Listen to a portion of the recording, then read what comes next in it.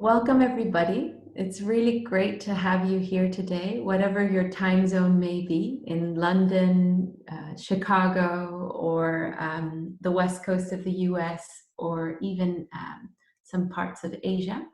Um, it is very wonderful to have our speakers here today for Vastari's roundtable discussion today. It's quite a topical subject that we're going to be discussing on this webinar.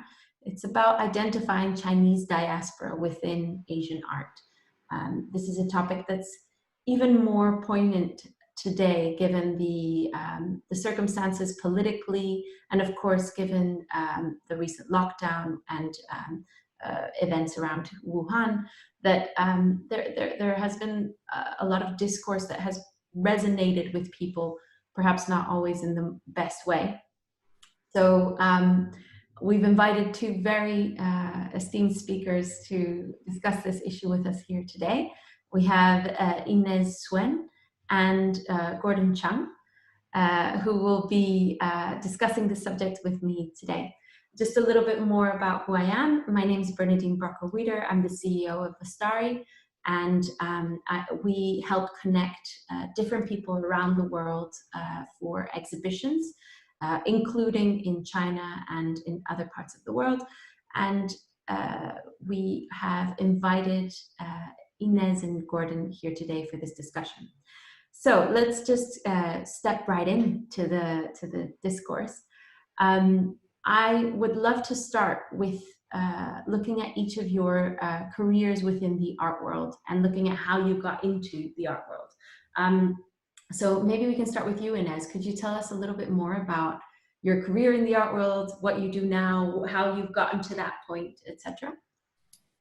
Well, my career in the art world, well, thank you first, Bernadine, for having me on here. And I guess I should give a little bit background about myself, and that my background is actually all in design. I have my undergraduate in industrial design, and then I went and I tried to pursue a master's degree in the history of design. And at the time, there were only two programs that even touched on the subject. And one was at the V&A in London, and the other one was in New York at the Cooper Hewitt. And it was the program of the history of decorative arts and design. And it was a great program, and I had a lot of fun learning about museums and things like that. But I never could find a job in that avenue of the world. So I started freelancing. And because I have a technical arts background, I started to work for artists because they needed help and I needed part-time work. And so I started freelancing for different kinds of artists. And then after a while, I realized I was never going to find a job in the decorative arts. So I transitioned to becoming an arts consultant, like a producer for artists. And then later more of a business consultant for different arts organizations, artists, and galleries and things like that. And so it was all by accident that I ended up here. Tell us a little bit more about the ICFAC as well. The ICFAC is an organization that my parents actually started, I want to say like 20 years ago, because they've always been involved in the nonprofits in the arts in Chicago amongst the Chinese community. You know, my dad was the director of our summer camp.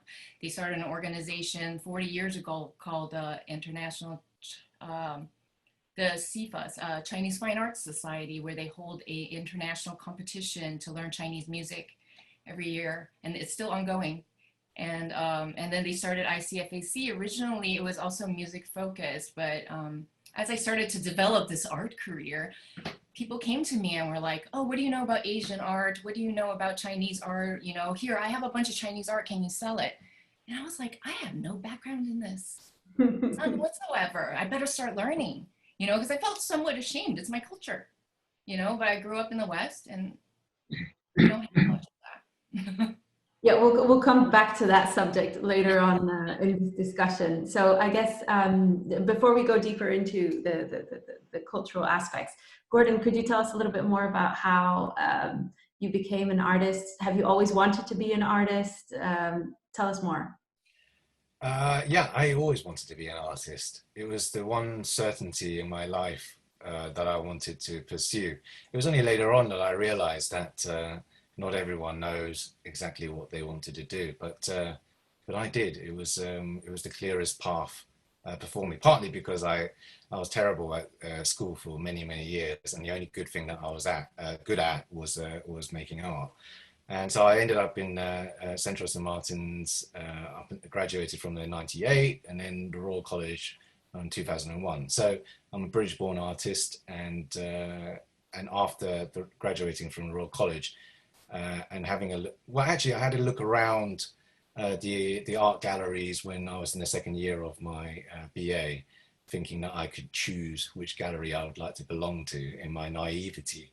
And I realized that, having looked through the lists of all the different artists in those galleries, that there weren't any artists with any Chinese names amongst them. So I realized I needed to step up, and I started organizing a lot of exhibitions, and all the way through, leading up to the largest one at the Royal College during my first year, which ended up involving 172 artists in 2 disused Victorian school buildings. And since then, I've decided not to organize any more shows after that event.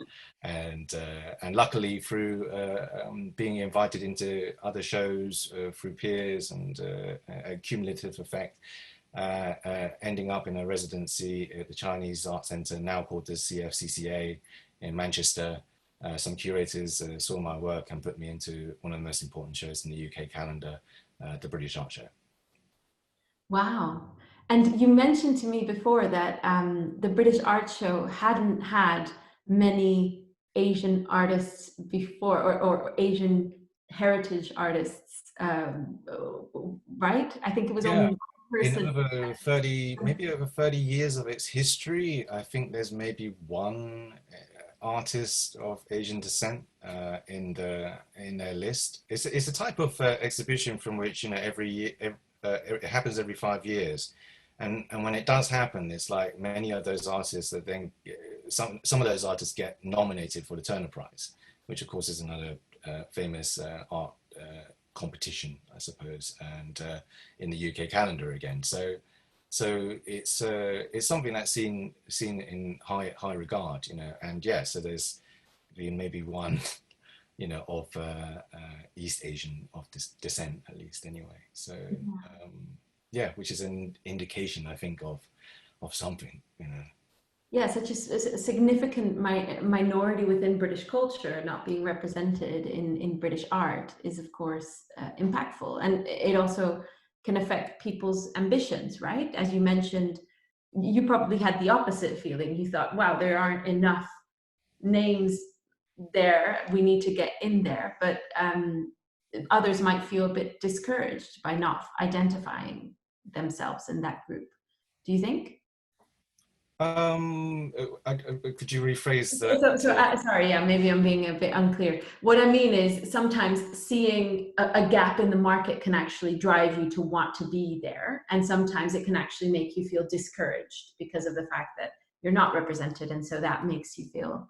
Oh, yeah. I mean, I think artists, they choose to become artists because they're compelled and they have a profound reason for being an artist. That's what drives them forward. But then reality sort of comes, crashing towards you.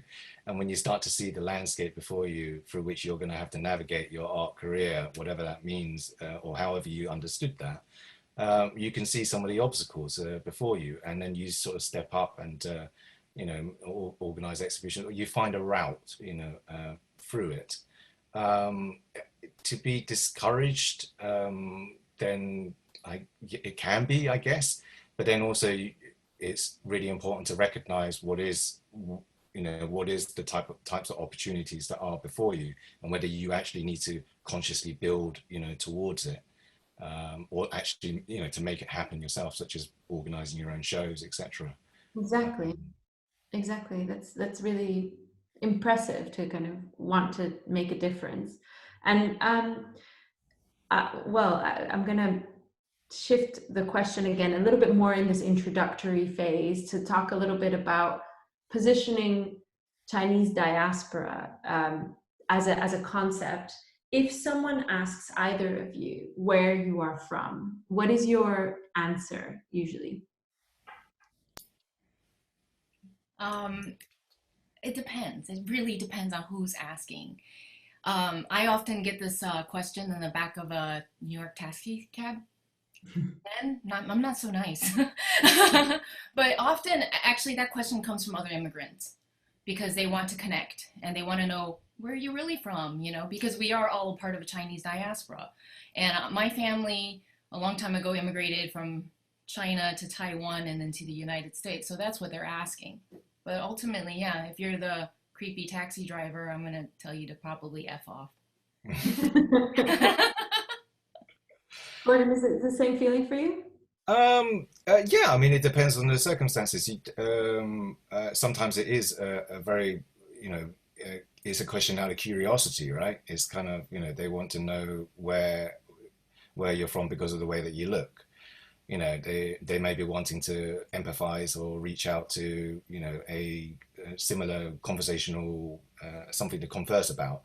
But the question, in a way, has something implicit in it, which is that you don't belong in this, you know, culture in a way. You know, there's that sort of aspect to it, and you know, there's this idea that actually you don't really belong here. You belong elsewhere.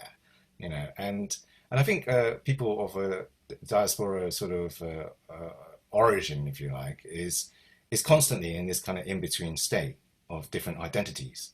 But this can be positive as well as you know, as well as what could be, you know, negative, you know, depending on how that question is framed and the agenda behind it.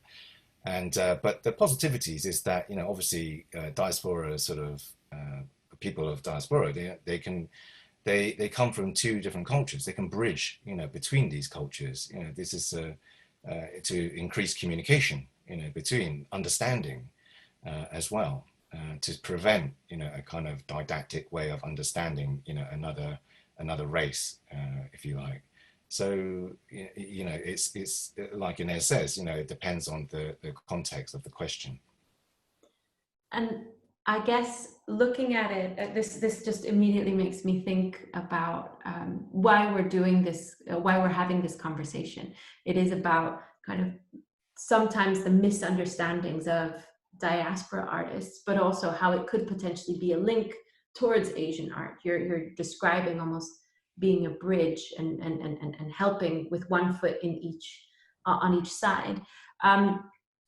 That's a productive way of looking at it. And have you felt that at certain moments in your career, maybe that has happened, that you've seen yourself go further because you had a foot in both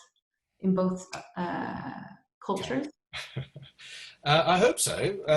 That's, I mean, I can't like have concrete examples, if you like, of having sort of changed someone's mind or something, you know, about China or something, you know. But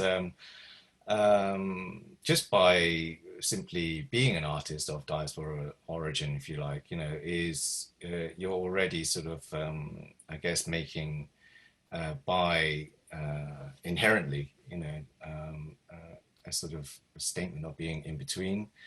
And that is certainly what a lot of my work is seeks to be about, you know, in a kind of positive way, to try and bridge those sorts of divides, if you like, particularly in this climate as well. So my last solo exhibition at Idela Santi was about a lot about the infrastructural projects of China, and trying to demystify the sort of didactic sort of grand narratives, if you like, of good versus evil, communism versus democracy, and actually look at the economic miracles, you know, that have happened.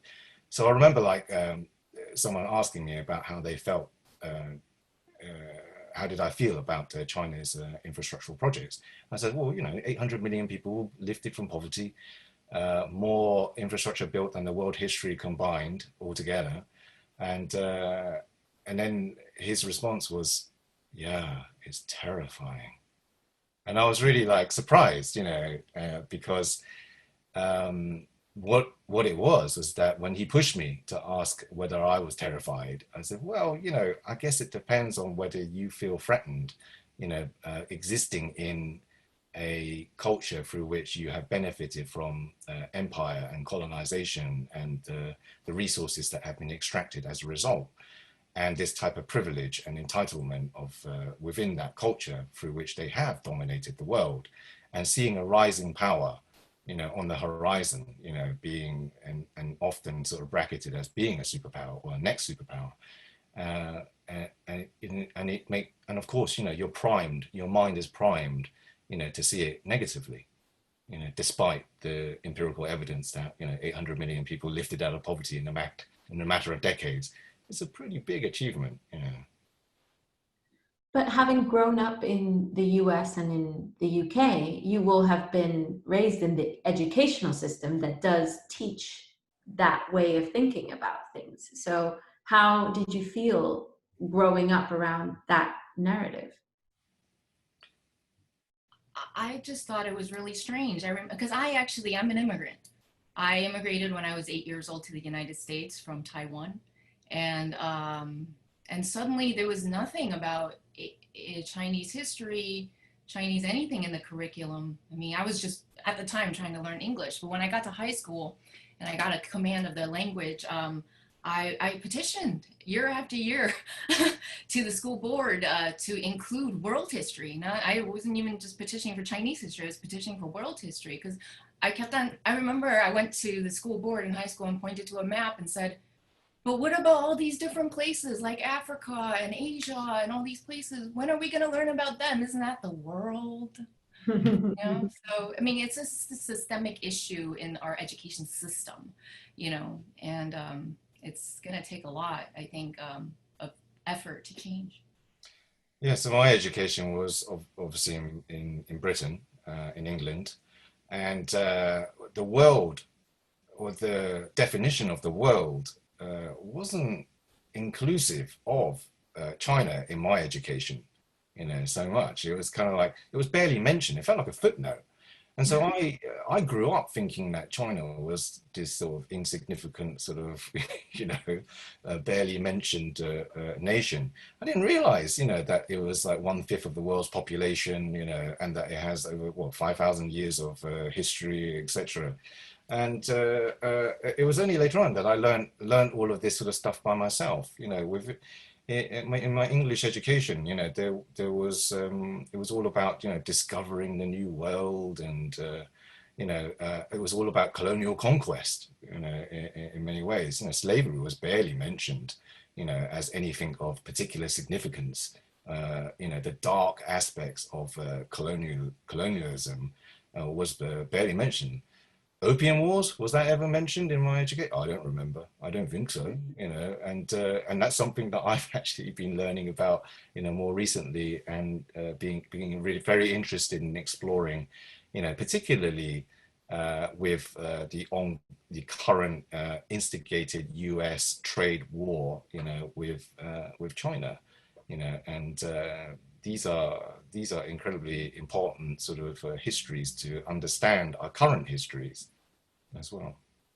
Yeah, and I guess that transitions really nicely into one of the instigators of this webinar was an event that you hosted called Dim Sum Dialogues, that was as a result of recent events and a feeling that there was some racism prevalent in the art world particularly, but also as a result of the wider political situation.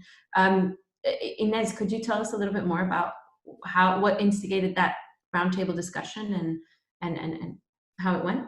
I instigated that discussion because of COVID-19. I think there was just the statistics, I think just last week came out from CBS News that said over 2,000 anti-Asian American hate incidences were recorded just between March and June. I mean, I'm sure there's plenty more that didn't go reported. And this is nothing new. It's just that now there's somebody recording it finally. So, yeah. So there was a lot of discussions. I had a lot of young Asian American artists kind of coming to me, talking to me about it.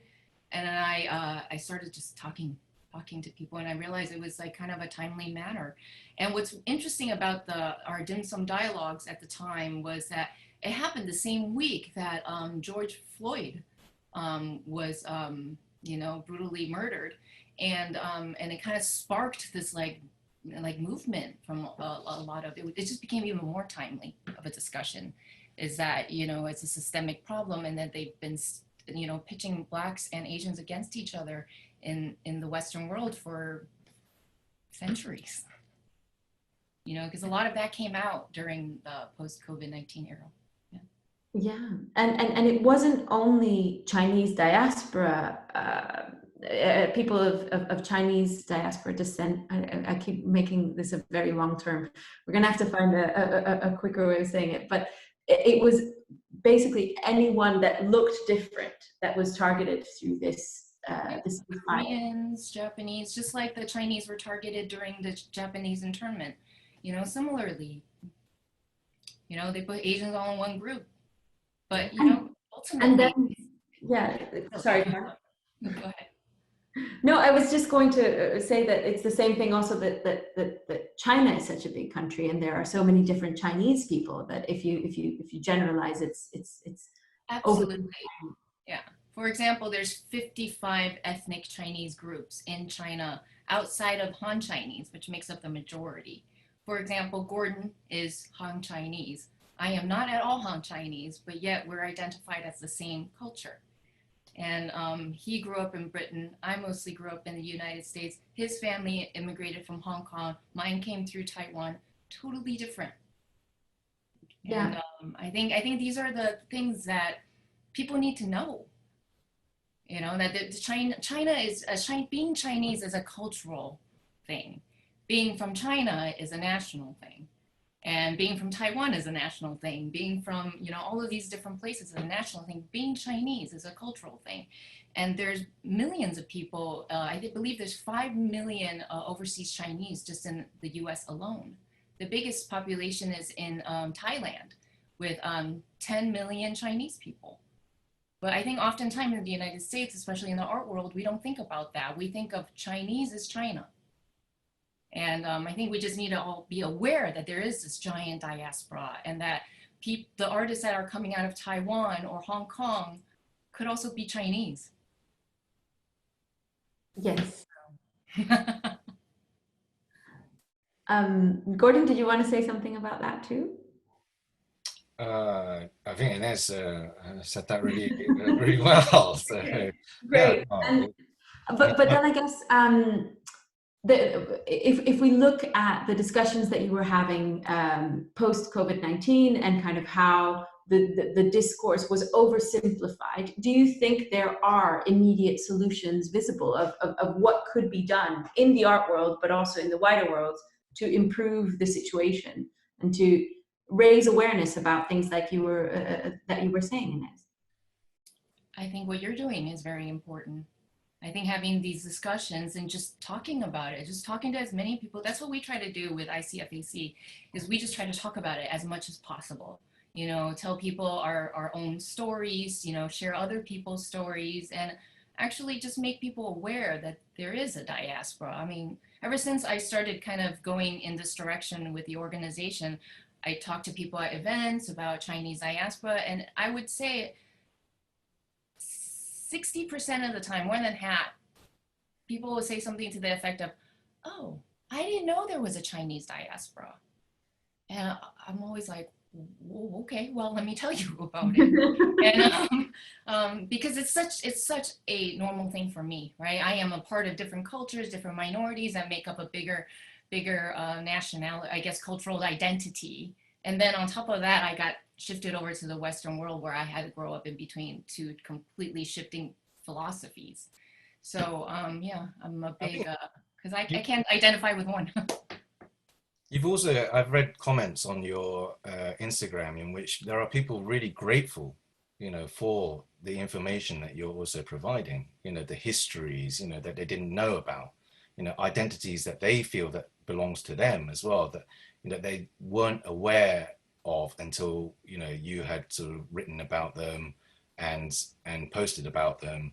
And so there's this sort of, you know, as much as there's people may not know what diaspora is, those that understand that they belong to it are also grateful for the histories that you have underlined helped sort of show, and I think those are really important things. These are stories, that are really important to who we are. They bind us to and root us in histories, and that's an incredibly important human experience. And in some ways, the arts provides a kind of educational platform, through which we can sort of project, this type of knowledge, and create forums, for people to feel that, yeah, my identity is valid, my history is important, and I really want to know more. I want to understand more about where I come from, where my family origins, etc. And so, diaspora, they can be this very important sort of bridge, between these cultures, these sort of conduits, of information, in order to further understanding between cultures. And how do you feel about the fact that, Inez, you kind of referred to it earlier, that Chinese diaspora art often gets grouped into Asian art? So it was surprising that you were mainly European and American design and decorative arts specialist and not an Asian art specialist. How do you think that's a problem in the art world? It's a problem, yeah. And to be honest, Chinese diaspora, we're not the biggest population. We're a big chunk of people, but we're not the biggest population, and we shouldn't have 80% of curators being part of Chinese diaspora. But no, I don't think a lot of, just because of the systemic issue of our education, people just aren't aware there even is a diaspora. So I think that's the biggest problem. And yeah. And I guess there are many museum representatives on this call, and it's of course a really interesting subject as well, that as a museum, if you're trying to reach local audiences and speak to people that are in your communities, actually working with the Chinese diaspora artists or art professionals, you might also reach Chinese diaspora communities that are in your area. Yes, and Chinese diaspora is so vast. There's probably a Chinese community in your city. And there's probably Chinese artists in your city. Before you give Ai Weiwei another show, like look locally. It's expensive to ship Ai Weiwei stuff all the way from, I don't know, where's he in now, UK? Like look locally. There's great artists, of Chinese descent all over the world, and we're everywhere. And we shouldn't be a part of the Asian arts department necessarily, because I'm American. He's British. We should be. And I want to add to that, which is, we are in a very strange times, obviously, but also when the most powerful man in the world, with the most powerful nation, with all of the military behind, etc., is calling a virus China virus. These are dangerous. This is dangerous rhetoric, and we have seen, previous fascistic leaders use this type of technique, and where history has shown us the consequences of such actions. So it's that much more important to be sort of highlighting, the understanding between cultures. And the diaspora sort of community are those that have understanding of both, and the museum world, they are there to create cultural narratives, to fix cultural narratives as well, and to be the conduits of, knowledge, and in this circumstance, in this moment, as America and the UK ramps up a Cold War with China, it's that much more important to create this type of dialogue and to highlight it and go, this is not a history that we want to see, once again. It's and that's why, the World Health Organization, determines that we do not call viruses, a nation or a race, for that reason, as well. So we have to try and help to dispel, some of the dangers that are on the horizon, and sort of ask ourselves, is this really what we want from our humanity? Is this really what we want from our culture? And to make a stand, and to point and go, hey, this isn't right. this is not what I want, this is who I am, and this is who we are, and you don't deserve to actually fix that narrative in the mindset of so many people. Yeah, and you can nuance the narrative as someone who understands Chinese culture, but is not necessarily in China now, or has necessarily the links to China, that you can be nuanced in how you describe things so that it speaks to both, right? And can explain things in a more open way. And I think it dispel the fear that really exists because of ignorance rather than because of actual fear. Do you think that have you seen examples or have you had feelings of that it is changing, or that people are trying to, personally, I feel that the press hasn't been taking up the China virus nickname at all. And I think that is one small way in which people are trying to resist what is happening. But have you seen other examples of positive change or things that could be done? Well, I think Fox News is obviously a big proponent of this. Yes, okay. When I said the press, maybe I was talking about. But generally, perhaps, in the liberal media, it's less so, But then, we have to also look at the political actions that are being enacted right now between the UK and the US, with respect to taking themselves out of the extradition situation in Hong Kong, etc. And so yeah, it's a difficult situation, in which hopefully there'll be positive outcomes as opposed to. Well, one positive outcome has immediately been suggested by one of the attendees, saying that they're touring an exhibition about the relationship between Asian diasporas in Latin America and the Caribbean. So there we go, from 1945 to today. So that already helps a lot. We had one question from the chat that I thought was interesting.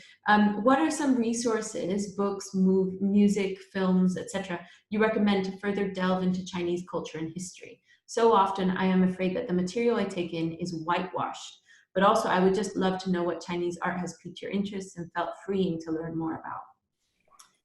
What do you think? Does anyone want to jump on that question? Well, I mean, there's tons. I guess from a more, I would have to, I think about that. I could probably put together a list and maybe send it out to you guys to distribute later. Yeah. I guess more from that question, what I was also reading into between the lines was a little bit about whitewashed Chinese culture and history. How, what are some terms or things that you can notice that then make you realize that, oh, okay, this is maybe not necessarily told in a way that is non-biased? Well, do you have any red flags? I think overall communism is evil, bad, and ugly, right? And it's scary and all of that stuff, right? Yeah, so that's pretty much what we were taught. Well, true, but also, Gordon, you were saying that a lot of people automatically, before this call, when we spoke, you said a lot of people automatically think if you are a Chinese diaspora that you are a communist.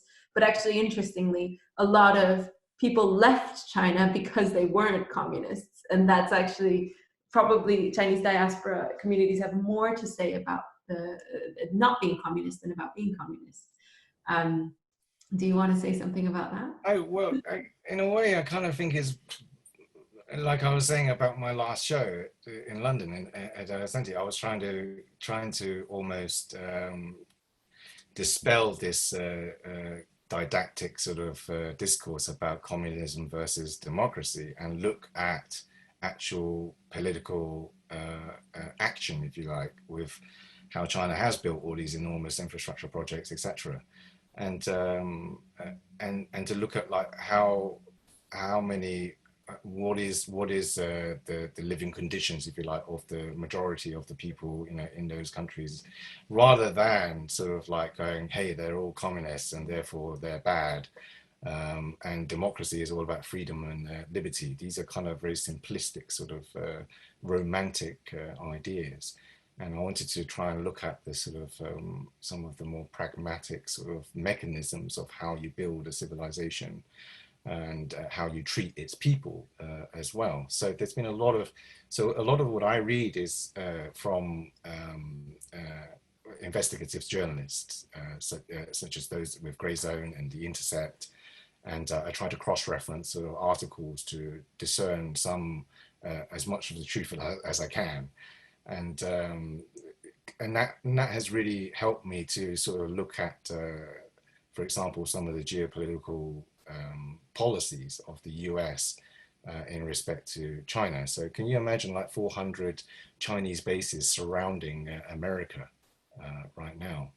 You know, it's an impossible scenario, right? But that is the reality of China. You know, it's and once you sort of start to see all of these, you know, chess pieces, if you like, of the situation, and then the longer roots of the histories that I then, you know, find out on documentaries on YouTube or something like that, you know, and you start to sort of like develop a different picture that's beyond these romantic narratives of communism versus democracy, liberty, you know, versus authoritarianism or something, you know.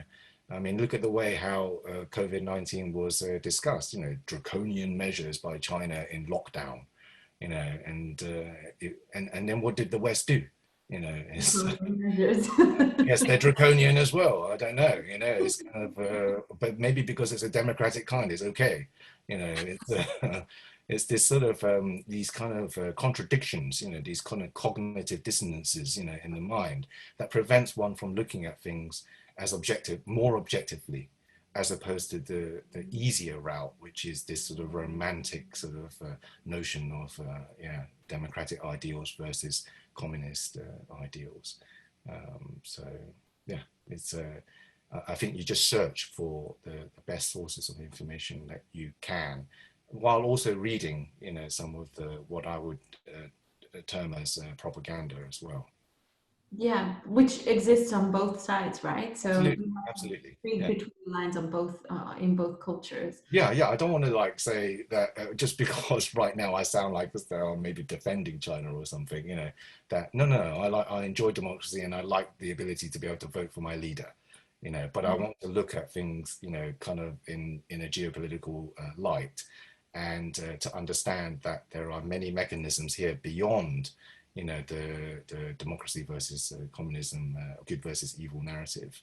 That actually there's a long-standing geopolitical game being enacted by civilizations right now with a long-standing history, such as I said before, such as the Opium War that led to the Hong Kong being ceded to the UK, and they never gave democracy to Hong Kong people other than 2 years prior to handover, and now they're going, Hong Kong deserves democracy, you know, as if they're coming in to as savior or something, you know, and now they're enacting these policies that are going to be damaging to Hong Kong's people, you know. But once again, you know, the narratives of good versus evil is so strong that it blinds one to the actual geopolitics that are being played as well. Yeah, and the nuances of the motives behind each side and what's happening. I think there's a really interesting question that's just been kind of collaboratively posed on our chat. So there, what the question is in addition to explaining the diasporic experience to non-Chinese people, how do you explain the Chinese diasporic experience to people in China who may not realize that we are also part of the Chinese narrative? How do you feel about your narrative as it is seen in China? Well, I mean, that's a very interesting question. I think diaspora has a really big meaning, right? I think we talk about diaspora here as being kind of like Gordon says, in between the East and the West.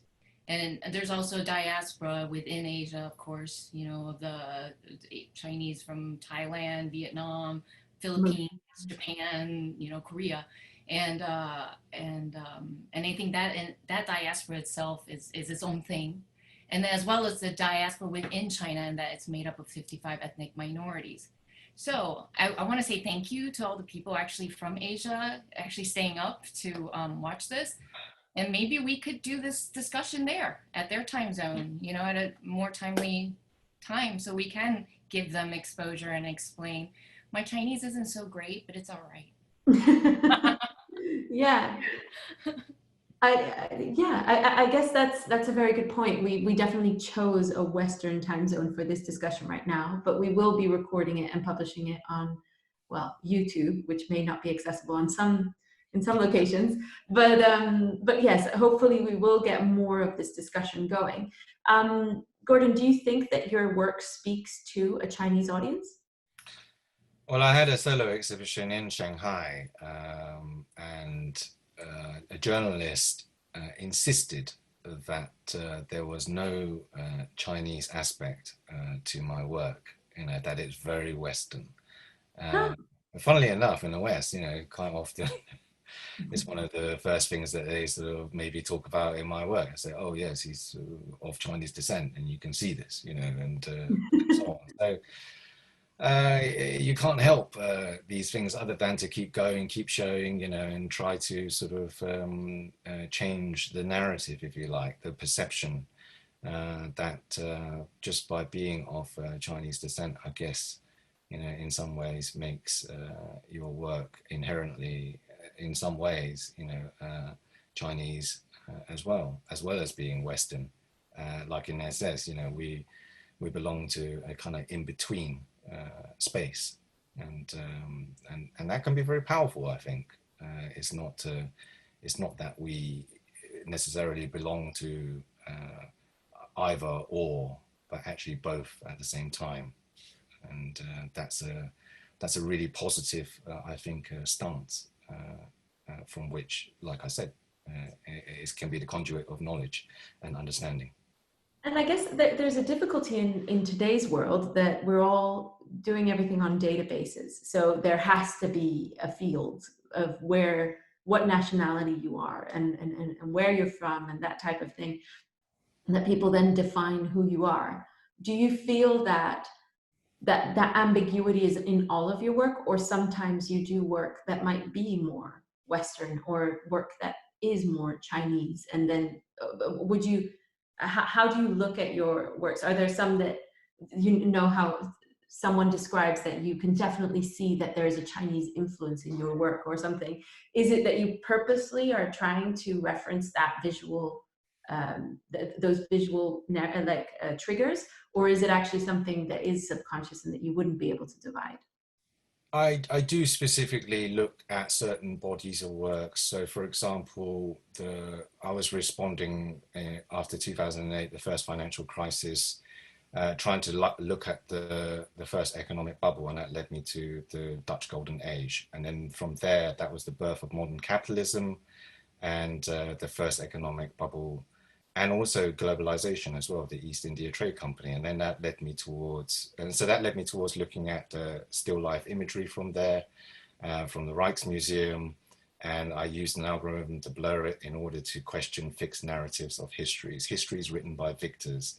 So in a way, I was suggesting that in some ways, this is culture being a propaganda tool, in that it's defining a certain type of history that whitewashes some of the darker aspects of colonization, militarized trade routes, etc. And then that led me to looking at eventually towards the Opium Wars, and then from there I hope most of us understand what happened to China as a result of that. And you use the word glitch, which I guess makes you think that it was a mistake that needs to be fixed, or a temporary failure of the equipment somehow. So there's a subculture of artists who really appreciate the aesthetics of the glitch. The glitch is obviously considered to be a mistake in technology, but what happens with the glitch is that you simultaneously see that you're looking at the screen, as well as understanding that there's been a rupture in the reality or illusion of what you're looking at. And in that moment, in that perceptive moment, that space that opens up before you, there's a question. You can question the narratives that are enfolded into that space. And so the types of images that I choose are specific to ask a question about those histories that are being determined by who exactly and from what agenda. So kind of that moment where you suddenly step back and see it differently.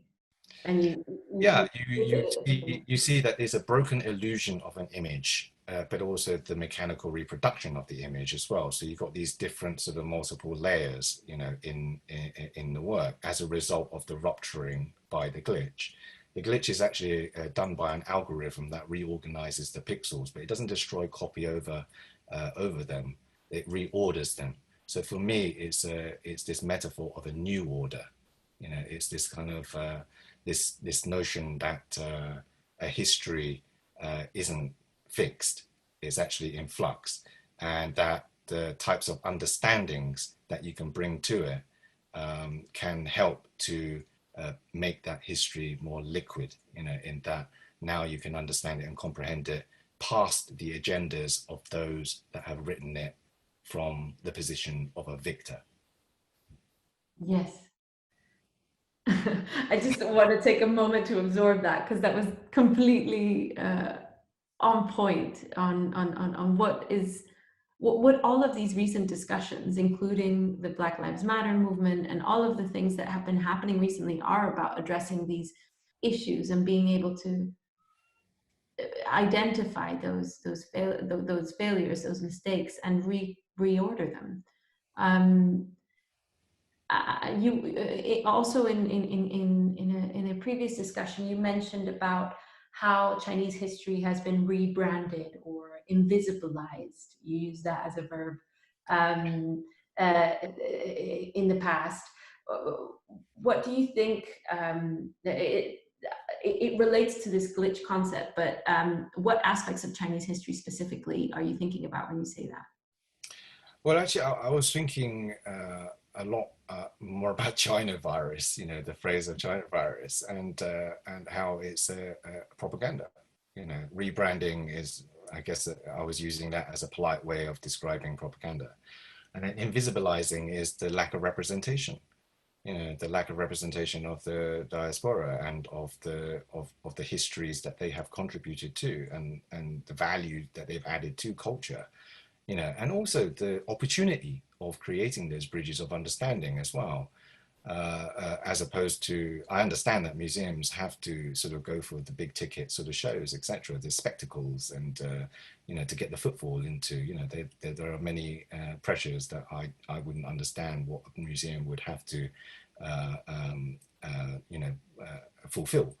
And but I feel that their role is also as an important, you know, space and forum for education. And what better sort of like, you know, group of community can help bridge, like I said, I keep saying these bridges of understanding, you know, these conduits of knowledge, etc. You know, are those that are in between. You know, they are, you know, able to understand, you know, both sides and belong to both at the same time. They already, you know, literally, you know, bridge those cultures.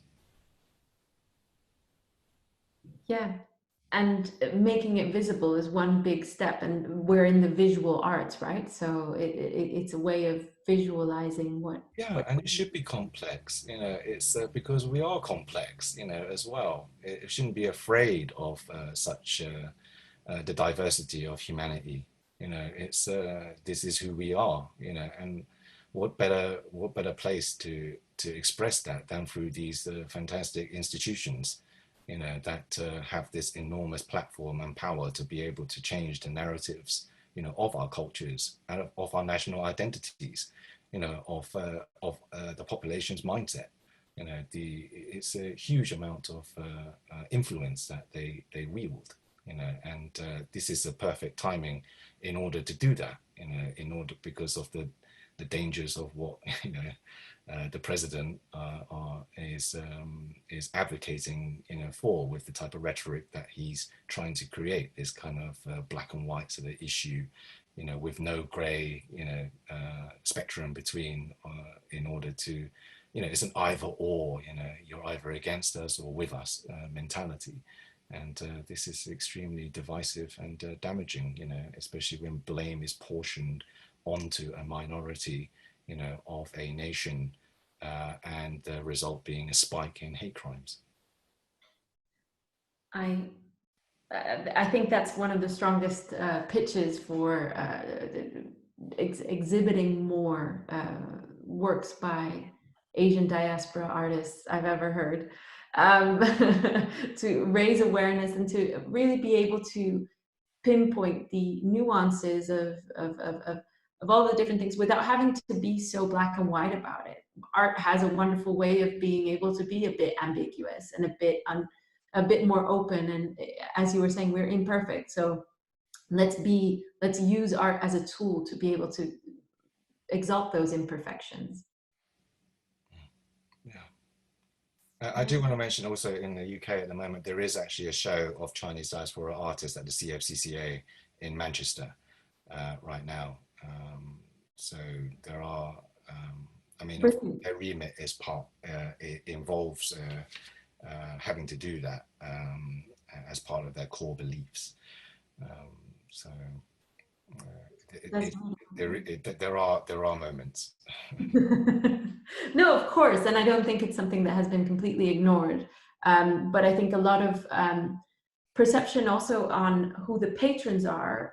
A lot of the patrons are Chinese, so then they might focus on Chinese art rather than Chinese diaspora art to attract those larger patrons and donors from China. Do you think that there's also a community of sponsors and donors coming together for China, for Asian diaspora in general, but specifically Chinese diaspora art? No, I don't think so. I think there are people who collect specifically Chinese American or maybe Chinese.